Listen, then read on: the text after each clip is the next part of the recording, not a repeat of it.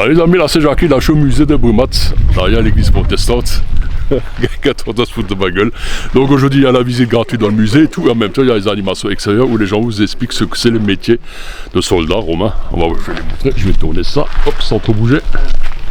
Alors, attends, je vais essayer de stabiliser avec ma main là. Voilà. So, les amis, là on a un centurion.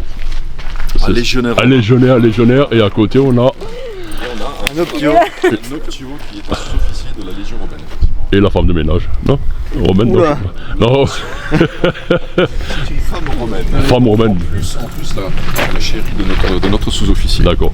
Donc est-ce que c'est à l'époque c'était la femme du soldat alors? Ou c'était la femme plus haut? Donc c'est pas une dame qui s'occupe des... Alors déjà elle n'est pas sur le camp, on est un petit peu dans... Je tourne un peu à cause du soleil, je vois mieux, voilà. La femme romaine n'a rien à faire sur un camp de légionnaire, initialement. Jamais. Et les femmes de bonne famille restent généralement sur le domaine familial, donc dans la maison. Elles s'occupent de tout ce qui est économie domestique, gestion du patrimoine, transmission, éducation des enfants. Ah c'est beaucoup. Voilà. Mais c'est pour la femme de haut rang. Donc il y a femme de haut rang, donc il y a uniquement les hommes qui allaient sur le front, quoi, sur la bataille. Ah oui. C'était pas comme chez les barbares, eux envoyaient également les femmes, quoi. C'est ça, hein? C'est ça, non, la femme romaine ne se bat pas. Jamais, quoi. Éventuellement, la femme de famille modeste peut travailler, travaille. Mais sinon elle ne se bat pas. C'est bien ça. Et niveau des soldats, je veux dire, voilà, en même temps, 2 secondes, je montre un peu. Là, ils ont sorti pas mal de choses, des vêtements, tout ça qu'ils avaient d'époque. Tout est refait à l'identique. Tout est refait à l'identique. T'as vraiment les grosses chaussettes, ça me rappelle mon enfance, ça. Ça gratte. Donc là, il a mis son casque. Il dit, attends, je vais tourner avec le soleil, comme ça je le vois mieux là. Ah, tout beau. C'est la tenue complète quand le soldat romain partait à la guerre. Soldat romain, tout beau, quoi. Et c'est quoi le métal? C'est du... c'est un alliage, il y a beaucoup de fer à l'intérieur, et puis ils ont entre guillemets commencé à inventer l'acier, hein, avec tous ces amalgames de différents matériaux. Et puis voilà, ça protège, hein, ça protège essentiellement des coups quand on se battait contre les civilisations celtes, avec la précision encore une fois que Brumat était la capitale locale. Haguenau n'existait pas encore au 1er siècle, ça faut le savoir, c'était qu'une grande forêt avec pas grand chose dedans. Donc c'était vraiment Brocomagus qui était la capitale de cette fameuse civilisation celte qui s'appelait les Tribocs. Donc. Les Tribocs. Les Tribocs, ah ouais, les Tribocs, ouais. Donc c'est pour ça qu'il y a plein de commerces qui font référence à ça. Exactement, ouais. Voilà, donc, et comme il y a un patrimoine assez conséquent ici en matière antique, on est d'ailleurs, Brocomagus a été une des régions et une des villes où il y avait un amphithéâtre, on peut le voir. Exactement, il y a en photo tout, et chaque fois ça étonne les gens quand ils vont aller faire les photos, par la photo, je veux dire, le dessin, c'est très étonnant chaque fois qu'il y avait ça. C'était vraiment une grande agglomération avec beaucoup de monde, et puis clairement le but de notre association, la 2e Légion Augusta, c'est de faire revivre le soldat romain du 1er siècle, puisque la 2e Légion était stationnée en Alsace entre 17 et 42 après Jésus-Christ, pendant quelques temps, donc on a des traces qui attestent bien de notre passage ici, et puis le but c'est de faire vivre un petit peu le patrimoine, parce que Brumat c'est quand même une belle ville, faut le dire, et si on peut mettre en avant sa culture et en même temps les trésors, parce que dans nos sous-sols il y a encore beaucoup de trésors, on le sait. Ils trouvent au fur et à mesure, j'ai vu, ils trouvent pas mal de choses, soit des pièces ou des morceaux de ferraille, des outils même, ils ont trouvé pas mal d'outils, j'ai vu là. Mais l'été dernier on avait fêté les 10 ans justement de la place là, et il y avait justement des combats. Nous on était déjà là, Voilà, moi j'avais filmé, il y avait les Romains contre les Gaulois. Et là ils ont expliqué l'un dernier, je me rappelle, ils ont parlé des côtes de mailles, quand ça a été fabriqué, tout ça, et le temps qu'ils mettaient pour faire chaque maille, pour faire les côtes de mailles. Là on a notre... Justement, est-ce que je peux le montrer là? Voilà. Donc ça c'est le mari de la Romaine, enfin le copain. Donc ça c'est les fameuses côtes de mailles, à l'époque ils mettaient, je sais pas, il fallait je sais pas combien de kilomètres de fil de fer pour fabriquer ça, non? C'était assez conséquent. Donc ça protégeait pas contre les lames mais contre les flèches, ou c'était le contraire? Non, en fait la côte de maille va protéger du tranchant des lames, mais va pas protéger des coups de taille. On peut quand même se faire casser les os, mais par contre ça tranchera pas.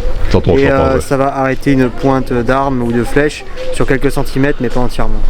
Si le coup est vraiment porté fort, la lame passera. Le meilleur truc c'est quand même quand il n'y a pas de guerre. Oui. Voilà, que tout le monde y va payer, c'est ça qui est bien. Mais l'équipement et tout, donc ça, tout ça c'est vraiment l'équipement, on va dire, d'origine quoi.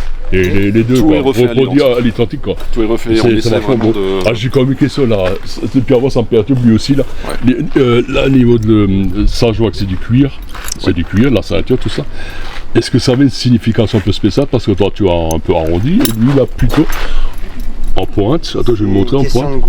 C'est une question de goût quoi. Le légionnaire romain est très coquet. Il adore se faire beau, il adore ce qu'il brille, il est très bling bling à l'époque, ça on le sait. Et en fait la ceinture c'était vraiment l'outil distinctif du légionnaire. Il n'y a que les légionnaires qui portaient cette ceinture avec les différents pendants.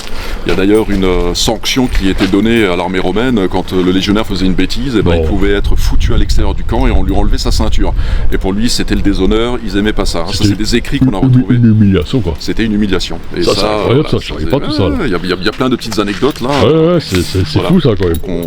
Et on en a plein des petites anecdotes. En plus, on fait des démonstrations de combat également. Et puis, c'est magnifique l'été dernier. Là. Moi, j'ai adoré quoi.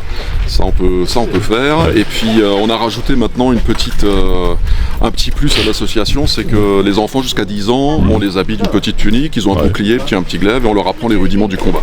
Donc ça, on a ce qu'il faut. Si maintenant les gens viennent cet après-midi, on peut leur proposer tout ça. J'ai l'impression qu'ils savent pas trop qu'ils avaient ça, mais c'est un peu dommage parce que c'est vraiment bien.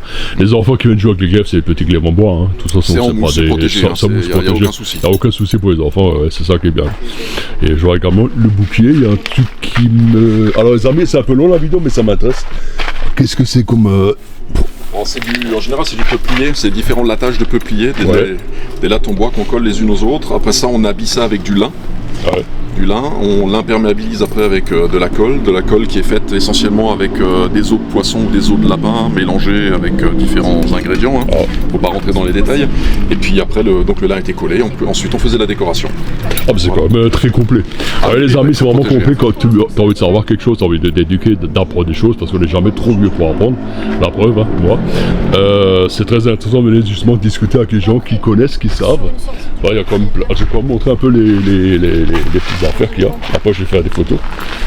Alors, il y a les différents glaives, il y a les fourreaux également métalliques. Hein. Attends, je vais essayer de le montrer là, parce que je vois pas bien sur. Bonjour. Il y a des... Ah, c'était une gourde de l'époque ça. C'est une gourde de l'époque. Et les gourdes de l'époque, c'était de la peau de chèvre, non? C'était de la chèvre, différents cuirs, et c'était imperméabilisé avec de la cire d'abeille. Donc c'était cousu à la forme qu'on voulait, et après ça on mettait de la cire d'abeille intérieur-extérieur, et puis ça permettait d'imperméabiliser. On peut quand même dire que les Romains à l'époque, ils étaient beaucoup en avance sur pas mal de choses. Niveau technologie, tout ça. Un petit peu. Après les Celtes aussi, chaque civilisation avait ses spécificités, mais ça permettait quand même de... ils vivaient les gens, donc c'était pas plus bête que nous. Pas filmer la dame là, parce que je sais pas si ça va être sur la vidéo. Excusez-moi. Oui. Ah non, je me suis amené. C'est pas grave. De toute façon, on a fini, je pense. Excusez-moi, c'est intéressant. De toute façon, les amis, si vraiment vous avez envie de savoir un peu plus, venez, c'est tout le temps gratuit. Les animations, c'est gratuit, les visites sont gratuites. Il faut vraiment profiter, il faut vraiment sortir à Brumath. Il y a toujours des belles choses. Et justement, le musée, c'est ouvert plusieurs fois par an. Tu as la nuit au musée, tu as la foire aux oignons, tu as tout le temps des choses à voir.